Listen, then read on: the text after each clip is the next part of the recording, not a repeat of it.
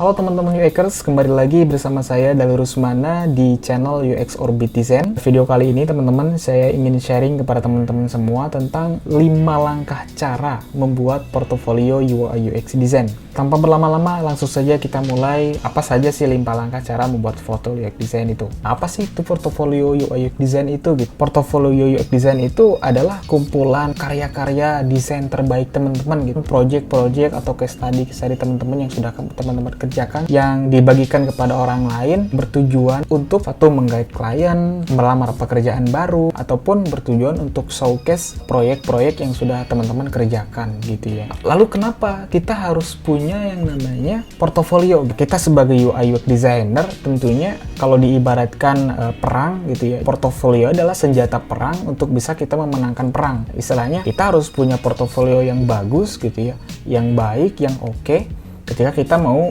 menggait klien-klien baru, melamar pekerjaan baru, dan lain sebagainya gitu ya. Kalau kita punya portofolio itu, kita bisa menunjukkan nih kepada dunia bahwa kita tuh punya karya yang terbaik. Apalagi sebagai UX designer gitu, sangat diperkenankan untuk punya portofolio. Dan kemudian, kenapa kita harus punya portofolio? Karena kita menceritakan di dalamnya itu cara berpikir kita gitu ya. Cara kita mengambil keputusan, dan bagaimana cara kita solving the problem. Recruiter atau klien itu pasti proyek yang pernah kita kerjain, apakah cocok dengan mereka atau tidak, itu dilihat dari portofolio kita gitu ya, yang di dalamnya itu teman-teman menceritakan proses dibalik pengambilan keputusan dalam mendesain teman-teman, proses bagaimana solving the problem, dilihat dari proyek-proyek yang sudah teman-teman kerjakan. Kemudian yang ketiga adalah portofolio itu bukan hanya show skill aja teman, tapi mendemonstrasikan skill. Maksudnya gimana? Jadi maksudnya adalah ketika membuat interaction design dengan segala animationnya dan sebagainya. Portofolio itu lebih ke mendemonstrasikan atau menunjukkan prosesnya, bagaimana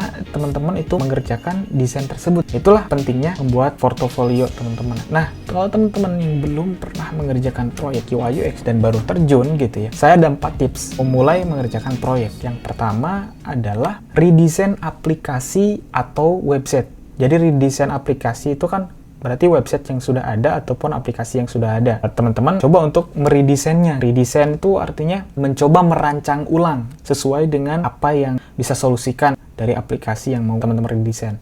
Contohnya adalah misalnya teman-teman punya handphone nih, di dalam handphone kan banyak aplikasi gitu. Coba deh ambil satu aplikasi yang menurut teman-teman itu kurang dari segi UI UX-nya. Coba teman-teman bikin case study-nya di situ. Nah, yang kedua adalah side project atau website personal. Bikin aja project website personal teman-teman sendiri, dijadikan website portofolio gitu ya. Yang ketiga itu project kasih lomba. Jadi teman-teman lagi ikutan lomba nih, khususnya di UI UX gitu ya. Nah, itu bisa dijadikan portofolio teman-teman. Bisa dicantumkan nanti di portofolio dan dijadikan sebuah case study juga. Keempat adalah buat project untuk organisasi non-profit yang sifatnya sukarela. Misalnya di kampung teman-teman ada organisasi seperti misalnya Karang Taruna ingin membuat websitenya, ya udah ajuin aja, saya sukarela nih mengerjakan websitenya supaya saya juga belajar, supaya saya juga bisa punya portofolio. Bisa tuh mulai dari situ.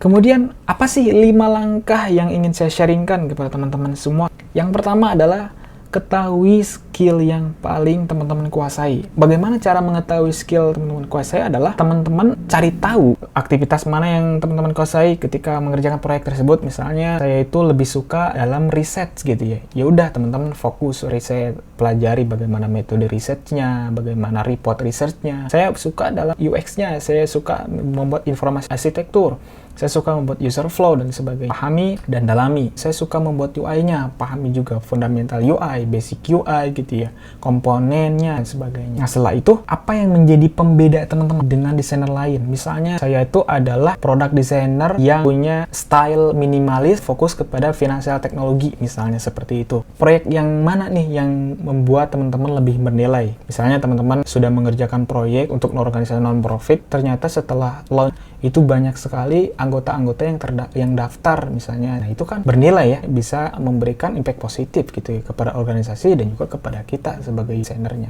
Jika teman-teman masih belum tahu kemampuan UX designer, ada satu website yang keren banget. Nah, website dailyui.co ini isinya itu adalah desain challenge. Jadi teman-teman masukin email teman-teman di sini. Itu tuh Daily UI mengirimkan setiap harinya challenge UI-nya. Misalnya hari ini challenge-nya adalah teman-teman membuat home screen. Hari kedua adalah membuat onboarding screen. Hari ketiga membuat pricing page dan sebagainya. Ini akan membuat teman-teman terchallenge atau tertantang sejauh mana sih skill saya di bidang UI UX ini gitu ya. Oke, langkah kedua adalah pilih 3-5 project case study. Kalau misalnya 3 terlalu berat, ya udah cukup 1 aja. Tapi di dalamnya itu fokus untuk menunjukkan atau mendemonstrasikan proses desain yang dilakukan gitu ya. Ketika kita membuat project case study-nya, apa sih poin-poin yang ada di case study tersebut gitu ya. Yang pertama adalah apa masalah yang akan teman-teman selesaikan. Jadi di dalam case study itu cantumkan, deskripsikan, misalnya aplikasi atau website ini ternyata revenue-nya menurun karena misalnya proses checkout-nya agak muter-muter, flow-nya terlalu panjang sebagainya. Nah, itu jadi permasalahannya. Poin yang kedua adalah ceritakan dan cantumkan apa peran teman-teman di case study tersebut dan bagaimana kolaborasi teman-teman dengan orang lain. Misalnya peran teman-teman itu adalah sebagai UX designer. Apa saja yang dikerjakan gitu ya sebagai UX designer itu. Terus bagaimana kolaborasi teman-teman dengan desainer lain, misalnya dengan UI designernya, kolaborasi dengan tim developernya, kolaborasi dengan project manajernya dan sebagainya. Nah, itu diceritain juga poin-poinnya di situ. Yang kemudian poin ketiga adalah bagaimana cara kamu memberikan solusinya. Nah, ini adalah intinya. Setelah kita memahami masalahnya apa dan peran kita di case study tersebut apa, lalu kita showcase-kan, kita buat bagaimana solusinya. Misalnya tadi permasalahannya adalah flow checkout-nya yang agak banyak gitu ya, maka buat flow-nya yang lebih simple, tampilannya juga enak digunakan, accessible gitu dan sebagainya. Kita juga cantumkan di situ ada gambar-gambarnya, flow chart-nya atau user flow-nya, user journey-nya, dan sampai kepada prototype-nya mungkin yang sudah ada gitu ya. Poin yang keempat adalah ceritakan tantangannya apa. Ketika teman-teman sudah mengerjakan case study-nya gitu, pasti juga ada tantangannya kan. Ceritakan tuh di situ tantangannya apa. Misalnya tantangannya adalah saya ketika melakukan riset, tantangannya adalah saya belum bisa melakukan risetnya, atau misalnya saya belum berpengalaman cara bagaimana melakukan interviewnya. Ya udah ceritain aja gitu di situnya ya. Poin kelima adalah bagaimana proyek itu berimpact kepada bisnis atau penggunanya. Jadi ketika proyeknya sudah selesai, ceritakan impact-nya apa terhadap penggunanya, impact-nya apa terhadap bisnisnya. Tadi masalahnya adalah revenue-nya menurun nih. Berarti endpoint-nya adalah kita harus mendorong penjualan lebih naik gitu ya. Berapa persen tuh penjualan naiknya?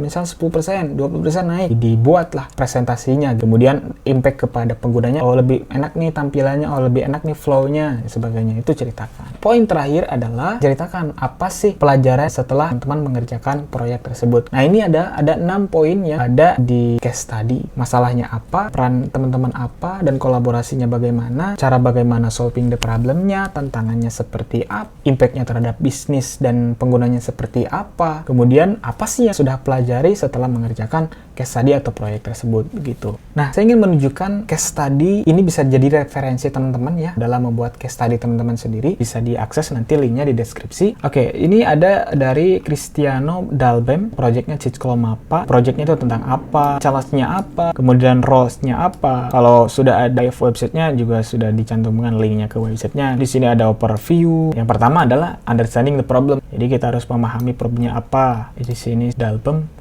menggunakan link kanvas gitu ya. Kemudian diceritakan juga bagaimana proses research-nya, di sini brainstorm-nya, kemudian dicantumkan juga prototyping-nya, implementasinya, visual design-nya, dan screen-screen yang ada di sini. Nah, itu mungkin bisa dijadikan referensi teman-teman dalam membuat UI UX case study-nya. Langkah ketiga adalah pilih format portofolio. Jadi ada 4 nih kalau dari saya itu. Yang paling baik adalah itu website teman-teman sendiri, misalnya dalirusmana.id. Di dalamnya itu ada proyek-proyek, ada blog, ada about dan sebagainya. Kalau teman-teman belum pernah membuat website, ya bisa menggunakan no-code tools ya. Di sini kan ada Webflow, ada Ycode, ada Bubble, ada Wix, ada Bravo, dan banyak lagi no-code tools lainnya. Atau bisa menggunakan CMS ya, yang di WordPress ya, ataupun Blogspot. Bisa tuh di situ. Kemudian bisa juga teman-teman portofolionya formatnya di Behance dan Dribbble. Kalau di Behance itu biasanya full case study ya, dari awal ya, kayak misalnya understanding the problemnya apa, sama kayak tadi di website yang Dalbem ya. Cuman formatnya yaitu di publish di Behance ya. Jangan salah, Behance dan Dribbble itu memang berbeda ya. Kalau Behance itu lebih ke full case study, sedangkan Dribbble itu platform untuk exploration design ya. Makanya disebut short Dribbble karena memang exploration tujuannya adalah untuk menggait klien-klien. Jadi teman-teman kalau misalnya mau punya klien luar negeri harus sering-sering lah short di Dribbble ya. Setelah itu PDF ya. Biasanya yang mau melamar pekerjaan gitu ya diminta nih PDF-nya, portofolionya. Nah, yang terakhir adalah pakai no-code tools juga yang namanya Notion ya. Ini yang paling menarik sih karena kan Notion sekarang itu gratis ya, teman-teman. Jadi bisa menggunakan website Notion sebagai portofolio, jadi situ juga dicantumkan. Nah, ini adalah website portofolio yang punyanya si Rama Krusna. Dia tuh menggunakan Notion, jadi kayak berbentuk website aja gitu. Ada case study-nya nih. Kemudian juga di sini ada kontaknya, ada resume dan sebagainya. Bisa dibuat kayak gini ya, teman-teman. Kalau misalnya peribet membuat website hosting sendiri, gitu ya udah bikin aja di Notion gitu kan. Website portofolio yang saya suka ini dari Mas Ahmad Ghifari ya, keren banget nih websitenya. Sini ada juga cantumin case study Mas Ghifar yang keren-keren.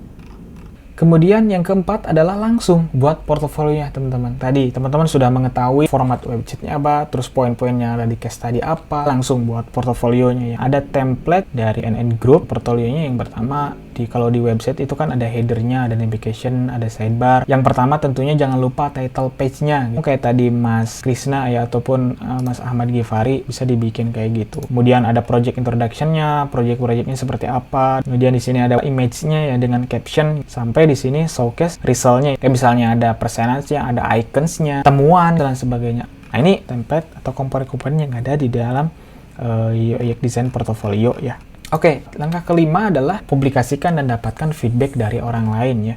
Ya, feedback sangat penting karena kita bisa improve apa yang sudah kita buat. Teman-teman juga bisa publikasikan di sosial media teman-teman atau di komunitas, ataupun misalnya membuat case study-nya di medium.com yang traffic-nya lumayan tinggi di situ supaya teman-teman juga lebih dikenal. Nah, itu 5 langkah cara membuat portofolio UX design. Barangkali sampai di sini saja video kita kali ini. Semoga bermanfaat teman-teman ya. Jangan lupa subscribe, like, komen jika teman-teman yang mau ditanyakan silahkan tanyakan di kolom komentar. Baik teman-teman, sampai jumpa di video berikutnya. Terima kasih. Assalamualaikum warahmatullahi wabarakatuh.